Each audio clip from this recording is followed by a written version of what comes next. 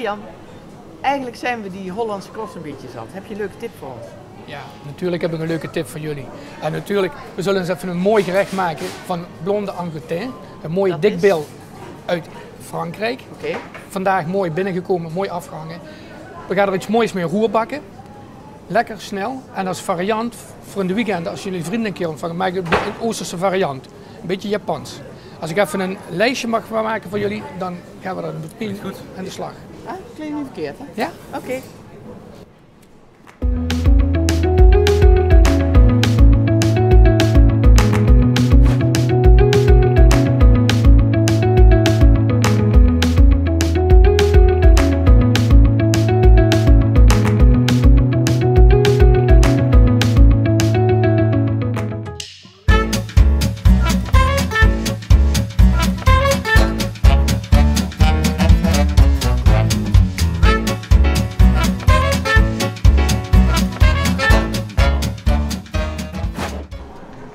Zo Jan, volgens mij hebben we alles. Ja, hey, hartstikke mooi. Ik zie het. Ja, het zat een mooie vlees natuurlijk.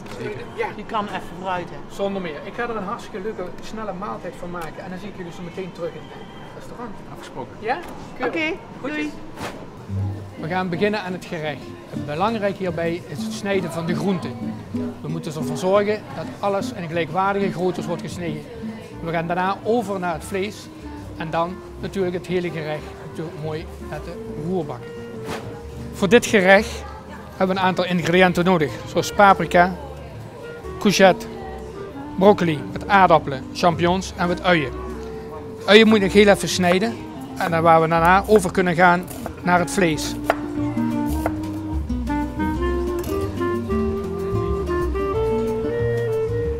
Als we de groenten hebben gesneden, kunnen we overgaan naar het vlees. Bij het vlees is het belangrijk dat het vlees op de juiste dikte wordt gesneden.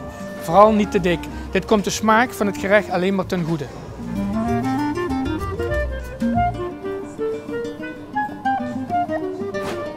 Ik zout het vlees licht van tevoren. Het komt dadelijk in het gerecht helemaal goed tot uiting. Het mooie van het roerbakken is dat als we dadelijk alle ingrediënten bij elkaar klaar hebben staan, dat het allemaal zo mooi en snel gaat. En het komt de smaak alleen maar ten goede als het allemaal dadelijk gelijktijdig gegaard is in het gerecht. De pan staat al lekker op het vuur en we gaan over naar het bakken van het vlees. We pakken een mooie olijfolie en we wachten tot het geheel op temperatuur is.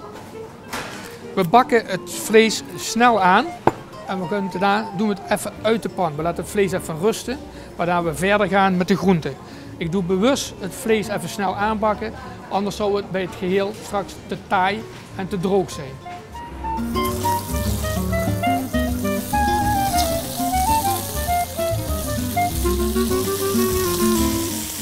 In een goede hete pan gaat het heel snel. Even om en om even bakken, bij elkaar misschien net 3 minuutjes en zijn we al klaar. Dan gaan we over naar de groenten. Zo, we zien dat het vlees een mooie kleur heeft gekregen en we kunnen het langzaam even buiten de kachel laten.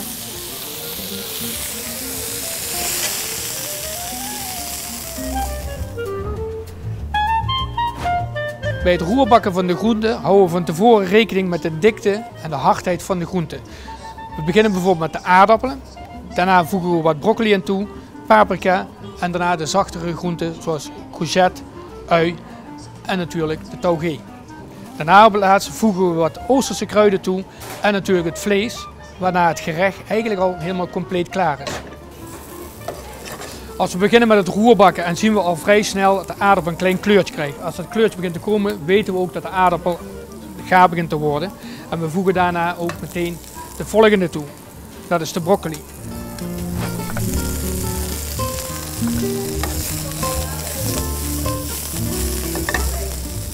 Brokken is op wat eeuwen oud al heel gezond, want het houdt namelijk alle vitamine en alle smaakstoffen mooi bij elkaar in de pan.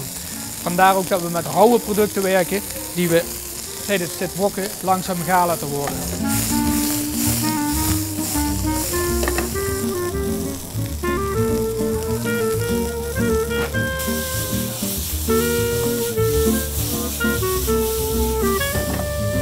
We gaan nu weer het vlees toevoegen aan het gerecht.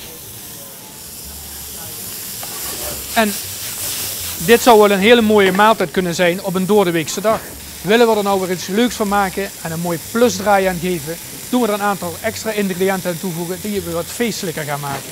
We gebruiken als extra ingrediënt een klein beetje sesamolie, teriyaki saus, wat verse kruiden en sesamzaad. Het eerste waar we mee beginnen is een beetje teriyaki saus. Dit geeft een beetje diepgang aan het gerecht en haalt de Oosterse smaak wat naar voren. Dit versterken we door middel van een beetje sesamolie. Als laatste voegen we nu de verse peterselie met de koriander toe.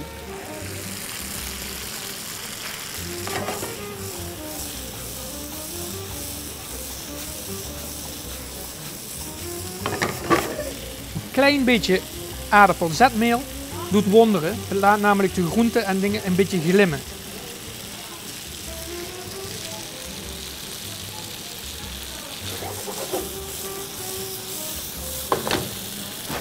Het geheel is nou mooi klaar om op te maken. Ik zal het even laten zien zodat het even leuk op het bord komt te liggen.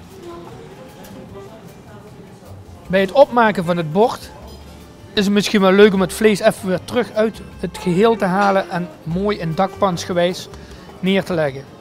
Het maakt het bord wat leuker qua presentatie. En wat natuurlijk, het oog moet natuurlijk ook wat hebben.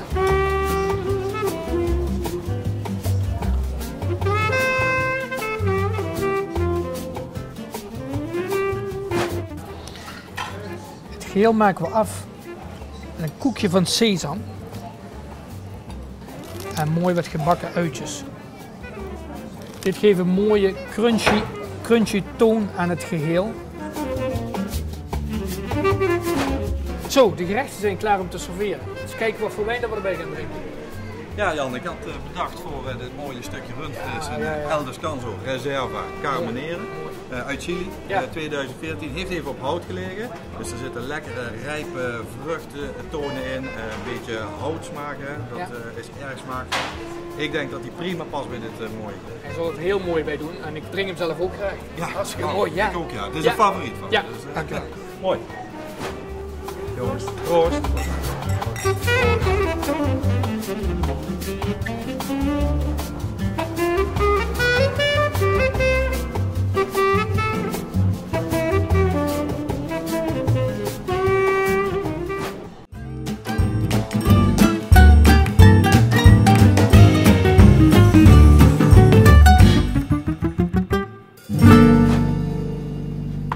Als nagerecht adviseer ik u deze heerlijke romige koffie royale van Hertog IJs.